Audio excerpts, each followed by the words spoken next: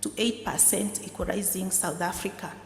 Now, in 2006, the informal sector was about 70%, while the formal sector was about 27%. Now, the financial sector also continues to develop and deepen. This is the Kenyan version of what I think was presented again in the morning. The deposit to GDP ratio has risen from a low of 27% in 1996 to 44% in 2012, and the ratio of the M2 to GDP, money to GDP, has risen from 42% in 2012 from 34% in 2007. Now,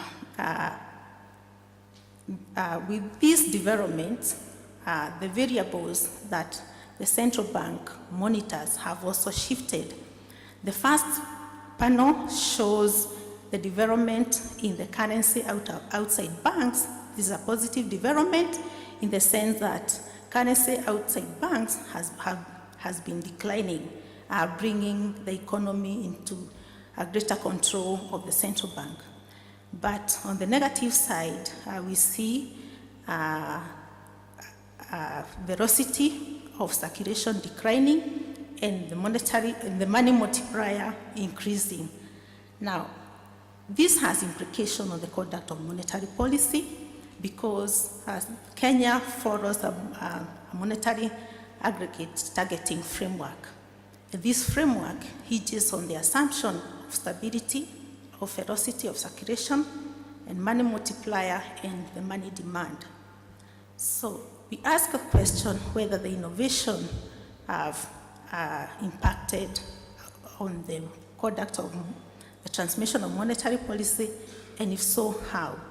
Now, to investigate the effect of financial innovation on the conduct of monetary policy, the starting point is to establish whether the innovations have led to a structural breakdown on the assumptions underlying the monetary aggregates, or what we are seeing here are just temporary phenomena.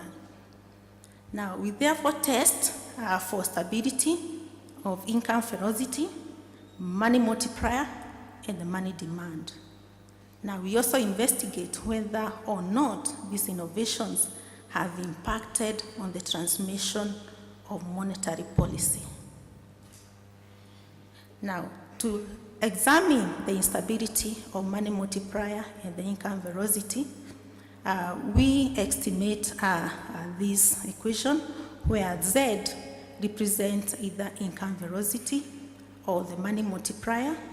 Now, theoretically, if these are stable, we would expect a B1 to be insignificant, but given what we are seeing in the charts, if they are really indeed unstable, we expect a negative and significant relationship for the income velocity and a positive and significant relationship for the money multiplier.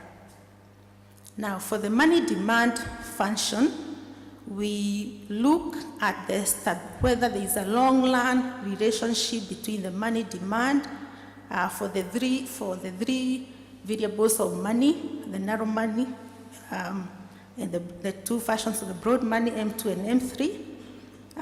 It's determinants. We use the real GDP.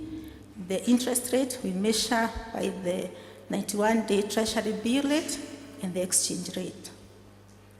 The exchange rate, we use it here to reflect the substitution effect of holding domestic and foreign assets.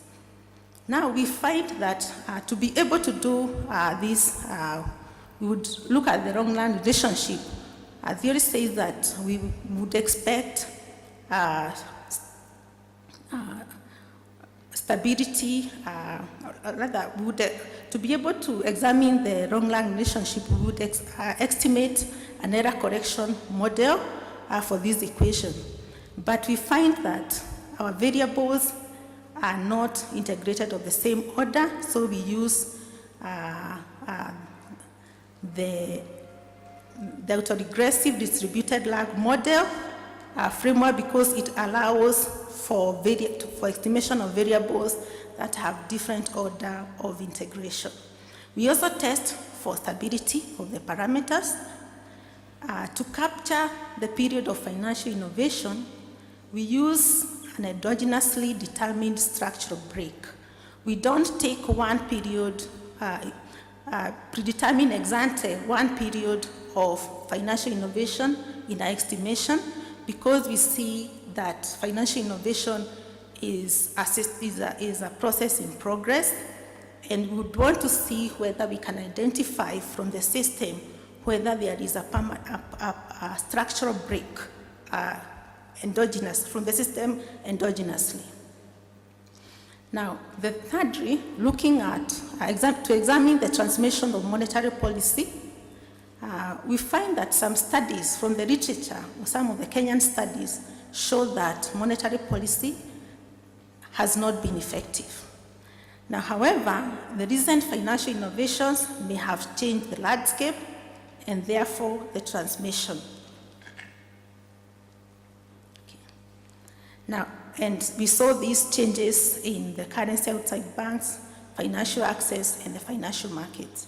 So to accomplish this, we estimate a vector autoregressive function with 5 variables: GDP, consumer price index, broad money interest rate, and the exchange rate. We use quarterly data from the Central Bank of Kenya and the Kenya National Bureau of Statistics. With quarterly data, we can go as far back as 1998 for the case of Kenya. Now, these are the results for the stability of velocity and money multiplier, and we find that the parameters have the signs showing that these variables have been changing over time and that they are unstable.